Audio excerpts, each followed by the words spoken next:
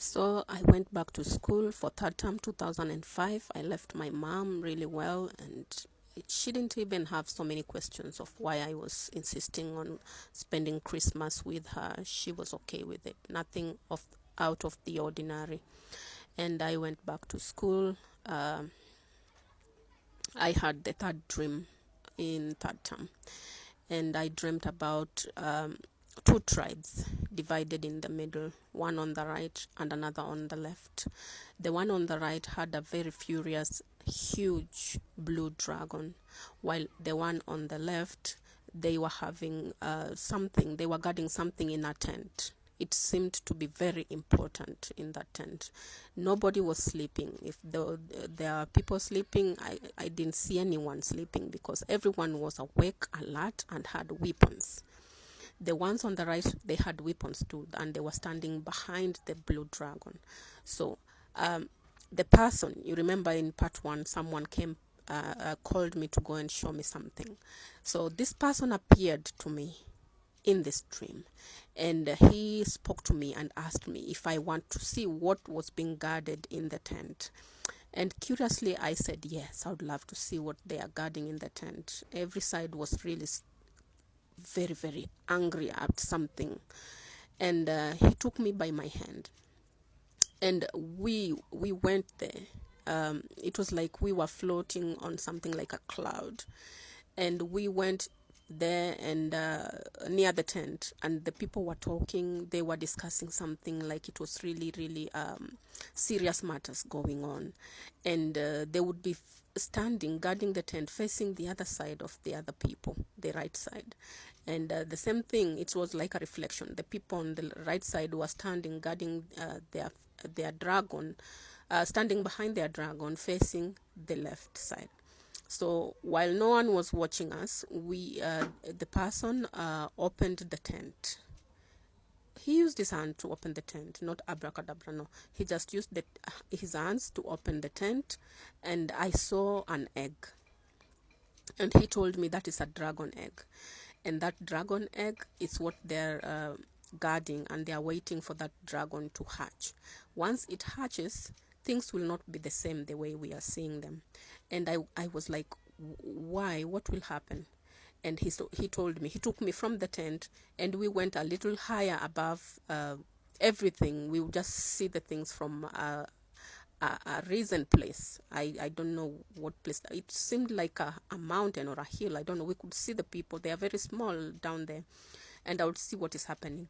And within a few minutes of being shown the egg, a little bright light shone from the tent, from where we were standing, and some people ran into the tent to see what was happening. And fortunately, it was a dragon egg, and it was hatching, and a tiny orangish pinkish dragon came out of the egg, and the tent fell apart. They just, I don't know what happened to the tent. It just fell apart, and the dragon was visible to everyone, to both sides, the left side and the right side.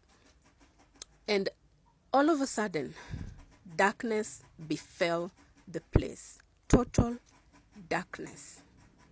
And what we could hear were people screaming. It was not screaming of fun. It was screaming and cries. It was horror, like the horror movie screams that were there. They were screaming. You could just hear sharp items being used, like a sword being hit on rocks and something like that. That was the sound that was being produced. And there was fire everywhere. Things were being burnt. People were fighting. You could hear the movements of people, the stampede of people here and there, screamings and all that. And people were screaming, shouting about other names. It was horrible, and it's dark. And you could tell how horrible it was by the screams and the sounds and whatever was happening down there. It was bad. And then I asked this person that was, he was still there with me. I asked, what could be going on down there? And he said, just wait. Give it some time, and then you'll see what is happening. And then after some time, a bright light shone everywhere. The way it did, in part one when I was being called for the dream. A bright light shone everywhere, and there was smoke. Some houses were burnt. People had been in the houses, in the fields. Women and children were stranded. Men, the left side and the right side were fighting. And at this time, when the light shone, the blue dragon was still there, furious and fighting, almost injured. And this side was an orangish, pinkish dragon. The tiny hatched dragon had already grown into a big one, and they were fighting.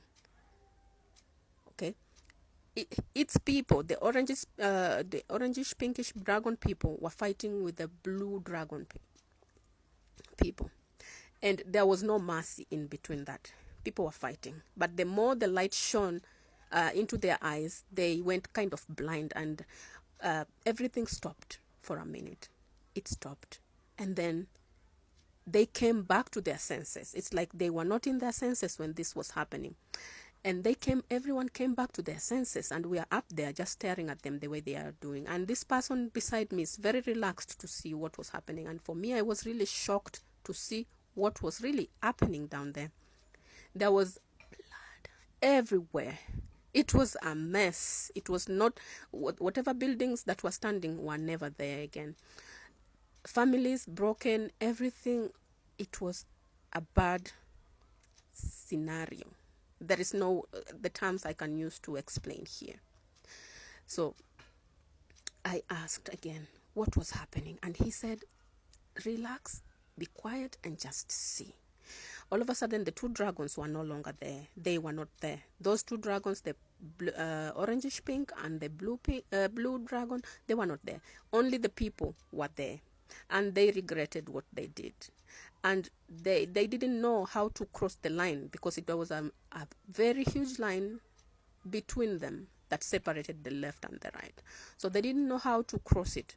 However, something happened, and then there is this man down there that took some documents and went and stood on a tiny hill, but it made him to be above those people.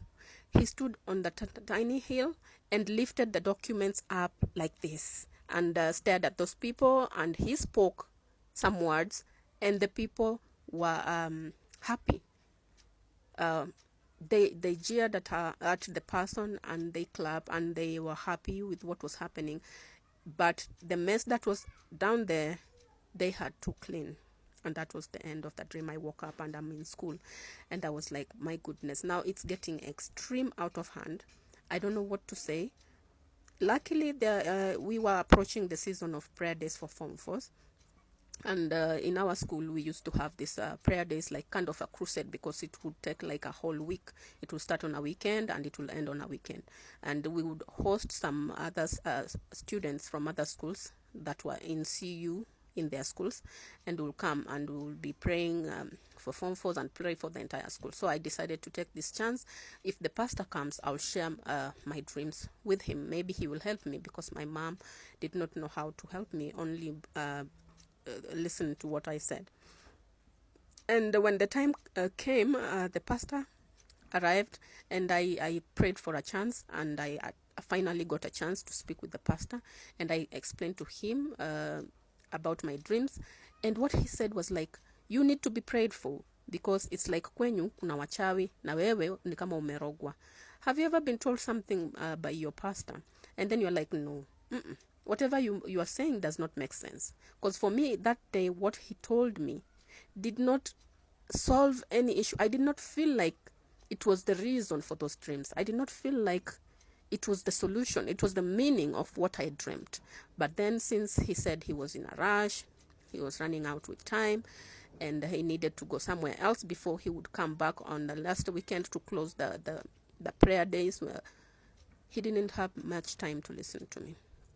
So the day, those times, the week, I spent just wondering why the pastor could not help me. But then I came to realize not everyone is blessed with that interpretation powers. So I kind of understood the pastor. And after that, we closed school and we went back home.